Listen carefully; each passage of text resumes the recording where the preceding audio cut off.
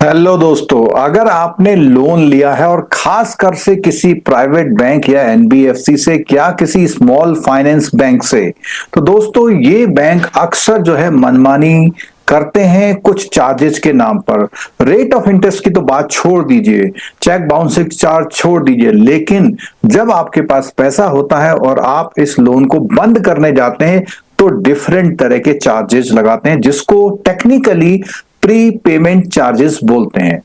दोस्तों इस बात से बहुत लोग परेशान थे और आरबीआई के पास इस तरह की कंप्लेंट्स जाती रहती थी। आरबीआई ने एक बहुत अच्छा कदम इसमें बिल्कुल क्लियर गाइडलाइंस के साथ उठा लिया है। तो आज हम उस सर्कुलर के बारे में डिटेल से बात करेंगे और अगर आपने किसी ऐसे बैंक से लोन लिया है, आपको प्रीपेमेंट चार्ज लग रहे हैं या वो लगाने वाले हैं, तो आप इसके लिए हमसे कंसल्ट भी कर सकते हैं। तो दोस्तों प्री पेमेंट चार्जेस के लिए ये नया सर्कुलर है, इसके बारे में डिटेल से समझते हैं और ये देखते हैं कि क्या आपको इसका फायदा मिलेगा या नहीं मिलेगा। दोस्तों देखिए, ये सर्कुलर जो है 2 जुलाई को आरबीआई ने जारी किया है। इस सर्कुलर में आरबीआई ने ये बताया है, बेसिकली इसका नाम भी सर्कुलर का जो सब्जेक्ट रखा हुआ pre payment charges on loans direction 2025।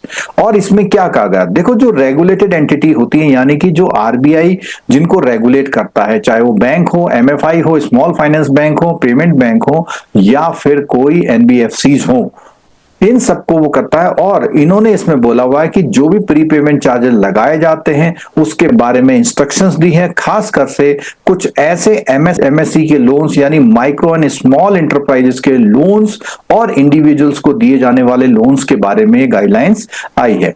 अब कई बार क्या करते हैं, जो रेगुलेटेड एंटिटी यानी कि बैंक एनबीएफसी वगैरह होती है, अपने वहां एक क्लॉज इंक्लूड कर लेते हैं कि भैया कि आपका जो एग्रीमेंट है इसमें कोई भी चीज अगर आप स्विच ओवर करते हो किसी दूसरे लेंडर पर, तो जो भी रेट ऑफ इंटरेस्ट और ये जो भी टर्म्स अगर आप अच्छी टर्म्स पे करते हो तो उसके लिए रेस्ट्रिक्टिव क्लॉज होता है, यानी कि आप नहीं करेंगे ऐसा ये लोग कहते हैं।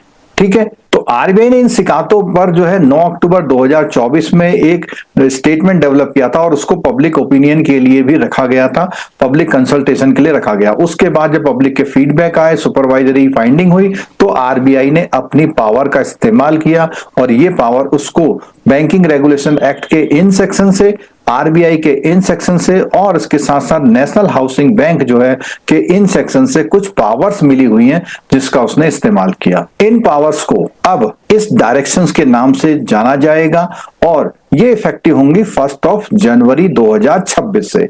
अब यहां पर इसका मतलब ये हुआ कि 1 जनवरी 2026 के बाद के जो लोन्स दिए जाएंगे उन पर ये होगा। और अगर आपने वो लोन्स लिए तो आपको पता है कि एकदम से तो लोन बंद करेंगे नहीं, साल भर, 1.5 साल, 2 साल, यानी कि इसका फायदा नजर आएगा लगभग 2 या 3 सालों के बाद इनका फायदा नजर आएगा। मुझे नहीं मालूम कि क्यों इतनी लंबी डेट, वो कल से भी तो कर सकता था लेकिन आरबीआई ने ऐसा नहीं किया। अब बात आती है कौन कौन से लोन्स जो हैं इसमें इंक्लूड होंगे। देखो ये सारी डायरेक्शन जितने भी कॉमर्शियल बैंक हैं, लेकिन पेमेंट बैंक को इसमें एक्सक्लूड किया गया है। अदरवाइज कोऑपरेटिव, एनबीएफसी और ऑल इंडिया जो कि फाइनेंशियल इंस्टीट्यूशन है उनको शामिल किया गया, यानी सब पे लागू होगा। ये उन्हीं लोन पे लागू होगा जो फ्लोटिंग रेट पर दिए गए हैं, क्योंकि फ्लोटिंग रेट पर ही ये चीजें ज्यादा लागू होती हैं, क्योंकि जब वो रेट बदलता है तो लोग दूसरे दूसरे बैंकों में तभी जाते हैं। 2 कैटेगरी रखी गई हैं, एक तो उन इंडिविजुअल्स को है जो बिजनेस से अलग वाले हैं, एक वो हैं जो बिजनेस वाले हैं और उसके साथ साथ एमएसएई हैं, यानी कि इंडिविजुअल का बिजनेस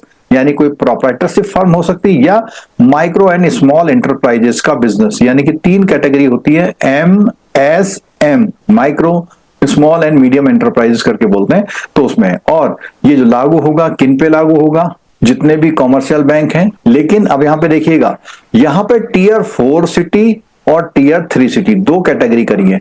टियर 4 सिटी में स्मॉल फाइनेंस बैंक, आरआरबी को शामिल नहीं किया गया है, ठीक है, और प्राइमरी अर्बन कोऑपरेटिव बैंक को भी शामिल नहीं किया गया है, एनबीएफसी जो है उनको भी शामिल नहीं किया गया। लेकिन जहां पर टियर 3 की वो प्राइमरी अर्बन कोऑपरेटिव बैंक है उनको यहां पर 2 कैटेगरी बनाई है, यानी एक कैटेगरी इनकी और एक कैटेगरी इनकी। जो बी वाली कैटेगरी है, बी वाली कैटेगरी में उन्होंने बोला हुआ है कि 50 लाख तक के लोनों पर ये चार्ज अप्लाई नहीं होगा। उससे बड़े लोन है तो उसके बड़े लोनों पर ये बात नहीं कही गई है। ये जो ऊपर के पॉइंट दोनों हैं, इनमें कोई भी लोन, कोई भी अगर प्रीपेमेंट करता है, उसका सोर्स कहां से आया है इर्रेस्पेक्टिव ऑफ सोर्स, यानी उसको ये बात की जरूरत नहीं है कि बैंक ये नहीं कहेगा भाई ये तो तुम वहां से लाए हो वहां से लाए हो, बिल्कुल नहीं कह सकता। ये जो रूल्स बने हुए हैं ये combination of fixed and floating rate के भी कुछ लोन होते हैं, यानी कि उसमें क्या होता है, कुछ हाफ पोर्शन इसमें और हाफ पोर्शन इसमें होता है।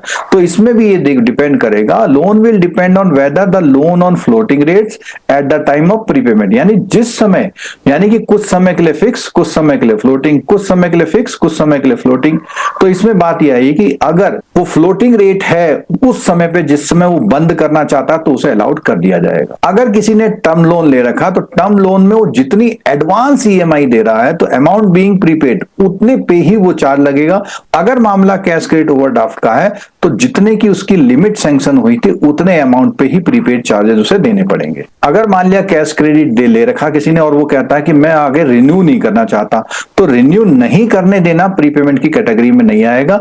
यानी वो जब उसका टाइम, जैसे मान लिया एक साल में रिन्यू होती है तो एक साल में लास्ट में अगर वो पैसा जमा कर रहा है तो उसको प्रीपेमेंट नहीं माना जाएगा। और बैंक ये बात बहुत क्लियरली जो है अपने सैंक्शन लेटर में ये डिफाइन करेंगे। और अगर किसी रेगुलेटेड एंटिटी, यानी जितने बैंक वगैरह के नाम लिए, अगर उसने कभी कोई चार्जेज आपके ऐसे वेव किए हुए हैं तो उनको बैक डेट से दोबारा से नहीं लगा सकती। और इस रिलेटेड आरबीआई ने जितने भी पुराने सर्कुलर जारी किए थे वो सारे सर्कुलर को हटा करके ये नॉर्मल जो गाइडलाइंस हमने आपको बताई है ये इसमें लागू होंगी। तो दोस्तों ये पूरी गाइडलाइंस हमने आपको प्री पेमेंट चार्जेस की दी है, अपने दोस्तों के साथ शेयर कर दीजिए। और अगर आपको कोई कंफ्यूजन हो तो इनको आप हमारे नंबरों पे कॉल करके भी पूछ सकते हैं या यूट्यूब में कमेंट करके भी आप क्वेश्चन पूछ सकते हैं, आपके क्वेश्चन को आंसर कर दिया जाएगा। अगर आप जेआईबी सीआईबी की तैयारी कर रहे हैं, जो नवंबर दिसंबर बैच का है लाइव इंटरेक्टिव बैच शुरू हो गया है, जिसमें हम आपको कॉम्प्रिहेंसिव क्लासेस तो दे ही रहे हैं, उनके रिकॉर्डेड वर्जन दे रहे हैं,